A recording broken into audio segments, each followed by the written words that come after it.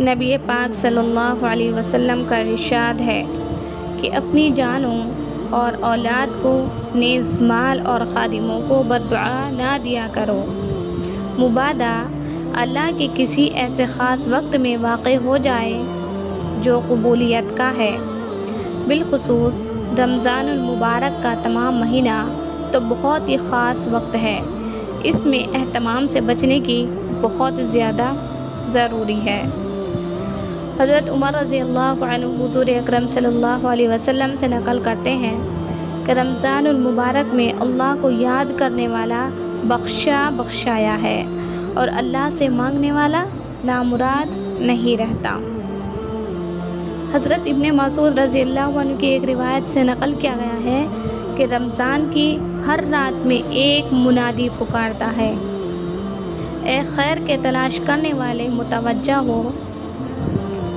اور آگے بڑھ، اور اے برائی کے طلبگار بس کر اور آنکھیں کھول۔ اس کے بعد وہ فرشتہ کہتا ہے، کوئی مغفرت کا چاہنے والا ہے کہ اس کی مغفرت کی جائے،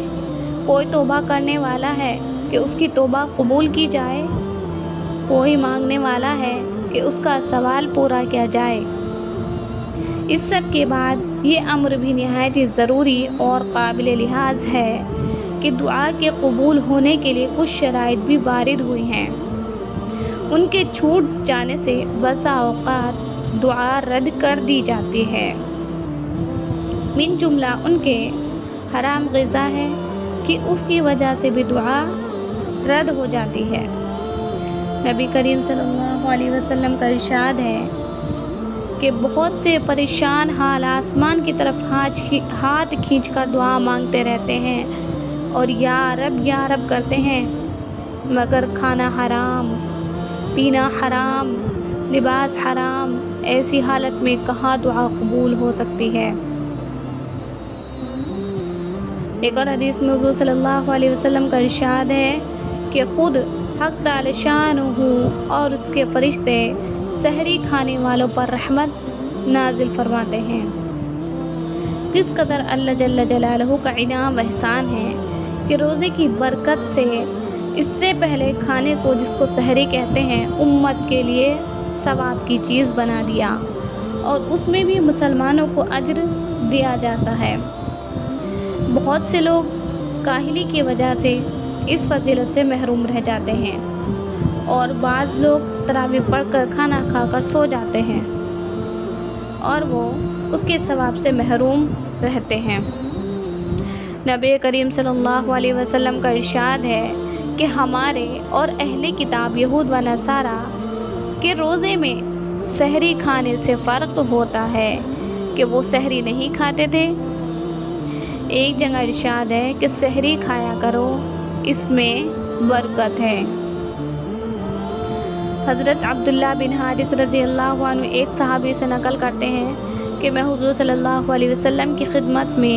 ایسے وقت میں حاضر ہوا کہ آپ سحری نوش فرما رہے تھے۔ آپ نے فرمایا کہ یہ ایک برکت کی چیز ہے جو اللہ نے تم کو عطا فرمائی ہے، اس کو مت چھوڑنا۔ حضور صلی اللہ علیہ وسلم نے متعدد روایات میں سحور کی ترغیب فرمائی ہے، حتیٰ کہ ارشاد ہے کہ اور کچھ نہ ہو تو ایک چھوارا ہی کھا لے، یہ ایک گھونٹ پانی کا ہی پی لے، اس لیے کہ روزے داروں کو اس ہم خرما و ہم ثواب کا خاص طور سے اہتمام کرنا چاہیے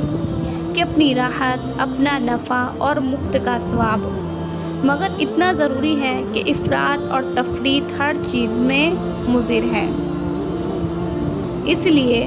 نہ اتنا کم کھائے کہ عبادت میں ضعف محسوس ہونے لگے، اور نہ اتنا زیادہ کھائے کہ دن بھر کھٹی ڈکاریں آتی رہیں۔ خود ان احادیث میں بھی اس طرف اشارہ ہے کہ چاہے ایک چھوارا ہو یا ایک گھونٹ پانی، نیز مستقل احادیث میں بھی بہت کھانے کی ممانعت آئی ہے۔ حافظ ابن حجر بخاری کی شرح میں تحریر فرماتے ہیں کہ سحری کی برکات مختلف وجوہ سے ہے، اتباع سنت، اہل کتاب کی مخالفت،